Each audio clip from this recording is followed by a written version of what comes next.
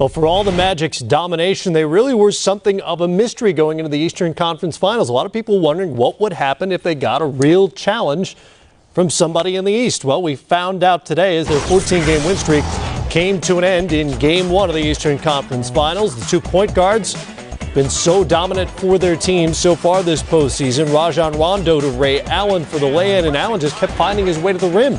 He did a good job running without the basketball, driving the basketball, but Vince Carter, I have to say, was spectacular. Vince Carter's first taste of a conference final, and he was very good.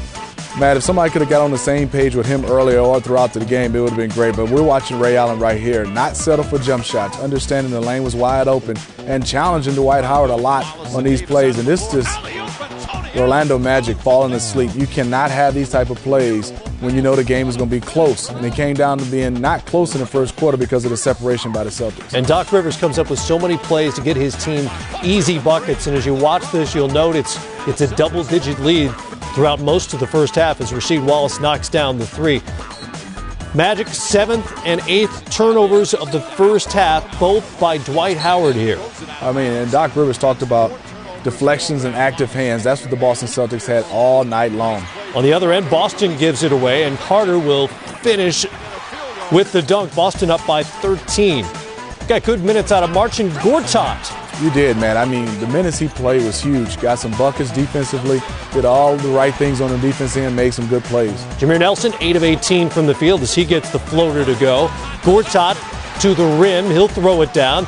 And Orlando back within 7. Magic on the turnover here. Active hands by Boston, and it's Ray Allen.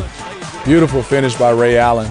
I love the way Ray Allen, even though he missed a block shot, he challenged Dwight Howard early. I thought he set the tone. And they led it by 9 at the half. Third quarter, Nelson knocks down the 3. That was their first of the game at that point. It was a 6-point game. Nelson hits the pull-up. Again at 6, and then Nelson one more time for the 3-pointer. And Orlando making a game out of this. They got it to within 3. Paul Pierce got hot in that third quarter. He had 13 in the quarter. Rondo, the floater. I thought that was a big-time 3, a timely 3 for Paul Pierce, and you can just see how good Paul Pierce is. This is him when he's grooving. And these plays right here, Paul Pierce finishing with the and one. What can you do when he gets it going from that elbow? Because he can knock it down and he can drive off the one dribble. And Pierce drawing a couple of defenders to set up Rasheed Wallace, who will knock down that 3 and make it a 17-point Boston advantage. Fourth quarter, Jason Williams knocks down a 3. Michael Petrus on the next possession would hit a 3. Things getting interesting again as they get it back down to 10. The 3-point shot for Orlando is huge, and also for the Boston Celtics. I love Jameer. He did the right thing, trying to stop KG, then build back out to Ray Allen. But you got to understand, a quick release of Ray Allen, you're going to be late. Stan Van Gundy gave J.J. Redick a lot of quality crunch time minutes in that fourth quarter. He responds with a floater there to cut it to 5.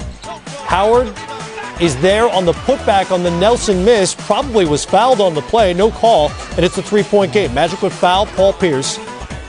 He would hit the first. The second, likewise, is true, and it's a 5-point, 2-possession game. Now, after making his first free throw, Vince Carter's going to miss the second one on purpose. Watch Nelson sneak in on the right side.